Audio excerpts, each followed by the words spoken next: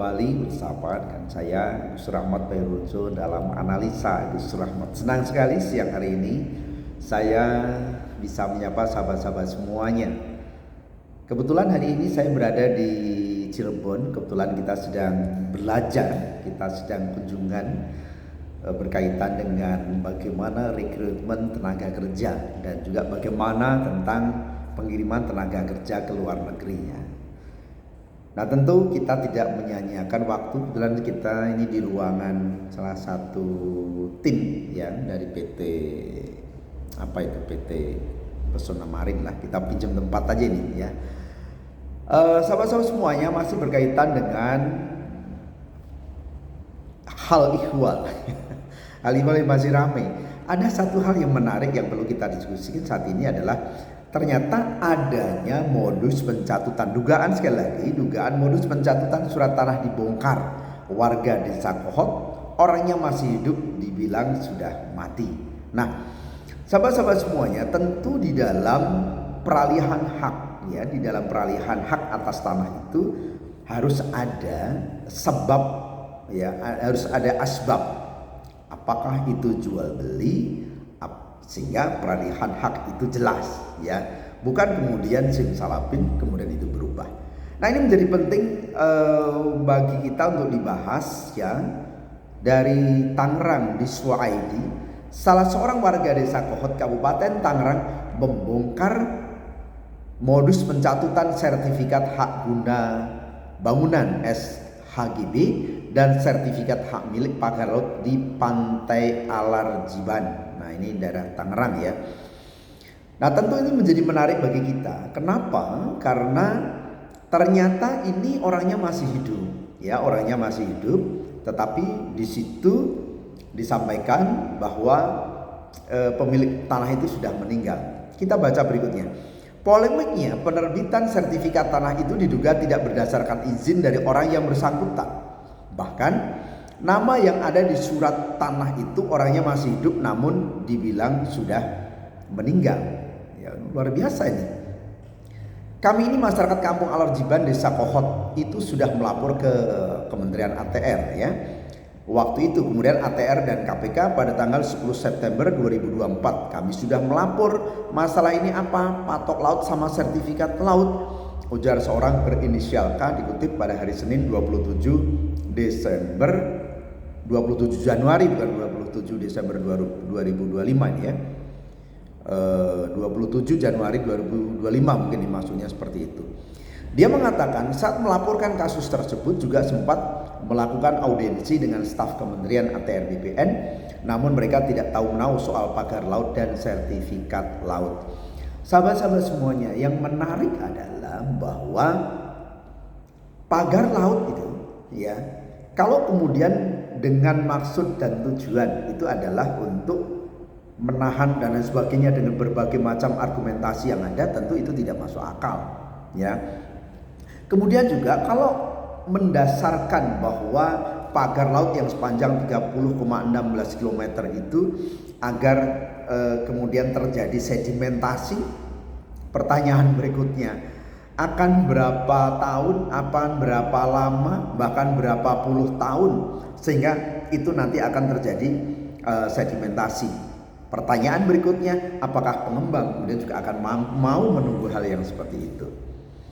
Pertanyaan berikutnya juga setelah kemudian pagar laut itu juga tidak ada yang mengakui, yang ada bahkan sekelompok nelayan yang mengaku itu miliknya, yang itu perlu dipertanyakan kan juga dari mana kan, karena itu membutuhkan dana yang luar biasa untuk melakukan pemasangan, pengadaan dan juga pembiayaan yang ada dengan bentangan yang cukup luas. Sahabat-sahabat semuanya, tentu ini menjadi menarik bagi kita untuk kita diskusikan ketika kemudian ternyata ya di dalam lautan itu juga ada beberapa bidang-bidang yang sudah ya punya sertifikat. Tentu ini menjadi persoalan tersendiri. Ada 263 bidang ya. Ada 234 bidang ya. HGB atas nama PT Intan Agung Makmur, kemudian ada 20 bidang ya atas nama PT Cahaya Inti Sentosa, ada 9 bidang atas nama pribadi ya, dan ada 17 bidang sertifikat hak milik. Anehnya nih sahabat-sahabat semuanya, Kepala Desa Kohut mengatakan bahwa dulu itunya empang. Pertanyaan berikutnya, kapan empang itu ada? Ya. Kemudian kapan terjadinya abrasi?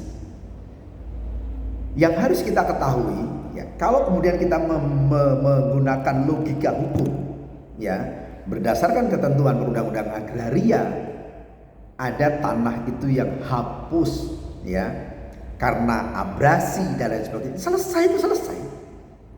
Ya, hak kepemilikannya hilang. Ya, nah, kemudian misalkan satu contoh saja, misalkan ini ada tanah di pinggir jurang dan ketika kemudian ini longsor hilang, ya sudah, itu hilang hak kepemilikannya. Ya, karena sebab-sebab alam. Ya, dan ini diatur di dalam Undang-Undang Pokok Agraria. Nah, persoalan berikutnya, kalau kemudian kita menggunakan logika itu bahwa dulu pernah ada empang, pertanyaan berikutnya, kapan peralihan itu dilakukan, ya, sehingga ada beberapa bidang, ya, ada beberapa bidang, ya, ada beberapa bidang yang kurang lebih 263 bidang tadi. Katakanlah misalkan bahwa bidang-bidang itu ya diperoleh tahun berapa, misalkan tahun 2000 berapa misalkan, ya. Nah, pertanyaan berikutnya, kapan para pemilik awal, kapan para ahli waris itu ada pelepasan hak dari pemilik empang itu terhadap karena sejarahnya ini jelas. Sejarah atas tanah itu terkodifikasi dengan jelas, terstruktur dengan jelas, tercatat dengan jelas. Kementerian ATR sudah pasti tahu silsilah dan sejarah tentang tanah itu sudah tahu, ya. Dan yang harus juga kita pahami bersama terhadap ada putusan dari Mahkamah Konstitusi bahwa di atas laut itu tidak boleh disertifikasi HGB maupun apalagi SHM, ya kan? Kemudian kita ikuti logika, kalau kemudian itu empang, kapan empang itu ada? Kapan empang itu hapusnya? Kapan sertifikat itu timbul?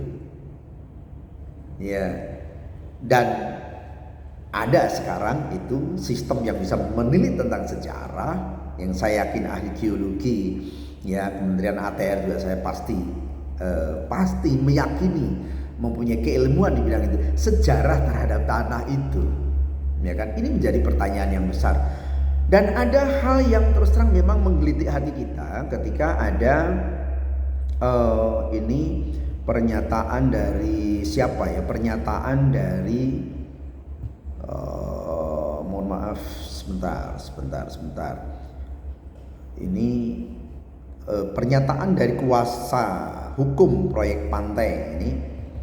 Saya agak sedikit di Instagram ini.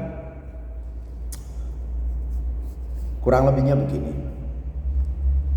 Argumen kuasa hukum proyek Pantai Indah Kapuk Pik 2 Mu'anas Al-Laidik menuai perhatian publik setelah pernyataannya di platform X, ya, pada Senin 20 Januari 2025. Dalam unggahannya Mu'anas menyebutkan, di sini cuman pagar bambu aja bikin bisa gaduh se-Indonesia, yang segera memicu kritik dari masyarakat.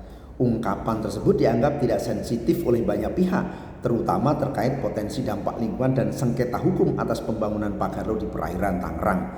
Proyek ini diduga mempengaruhi lebih dari 550 hektar lahan yang berpotensi menimbulkan konflik terkait sertifikat hak guna bangunan atau SHGB. Nah, tentu ini menimbulkan reaksi publik yang luar biasa,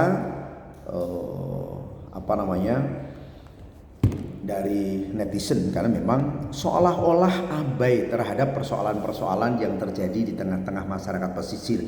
Dan kalau menurut saya ini bukan hanya persoalan-persoalan di tengah pesisir, Kenapa? Karena ini menyangkut tentang kedaulatan. Masyarakat itu tidak boleh terputus aksesnya dengan laut lepas. Karena itu tidak boleh ada dinding yang membatasi antara masyarakat, bukan saja masyarakat lokal di pesisir, tapi masyarakat semuanya. Akses itu harus terbuka, tidak boleh kemudian akses itu ditutup. Pertanyaan berikutnya adalah bahwa PSN itu kurang lebih 1.700 sekian, tapi kemudian bisa kemudian berkembang kemana-mana. Tumpangan gelap yang mana ini kan itu kan. Dan yang sehingga apa? Di luar itu adalah bukan PSN. Kita harus tertegas. Di luar 1.700 sekian itu adalah bukan PSN. Artinya kalau bukan persoalan PSN, maka ya harus ada bagaimana terhadap masyarakat itu tidak semena-mena, ya kan? Tidak boleh semena-mena, tidak boleh main gusur dan lain sebagainya dan sebagainya. Satu hal lagi, kalau di situ ada jalan, di situ ada sungai, sungai itu adalah hajat seluruh masyarakat dan itu adalah milik negara, itu adalah milik pemerintah. Tidak boleh kemudian secara serta-merta terhadap sungai, terhadap jalan, ya, kemudian diratakan begitu saja oleh proyek-proyek ya tumpangan tersebut lah ya. Sahabat-sahabat semuanya, tentu ini miris bagi kita. Pagar bambu itu bukan hanya sebatas pagar bambu, tetapi itu menimbulkan satu deskripsi yang berbeda. Pagar bambu tentu menjadikan itu ada sebagai pembatas, sebagai tanda, sebagai patok bahwa ini adalah satu kawasan milik siapa. Menyangkut tentang kepemilikan, menyangkut tentang tanda bahwa penguasaan lahan.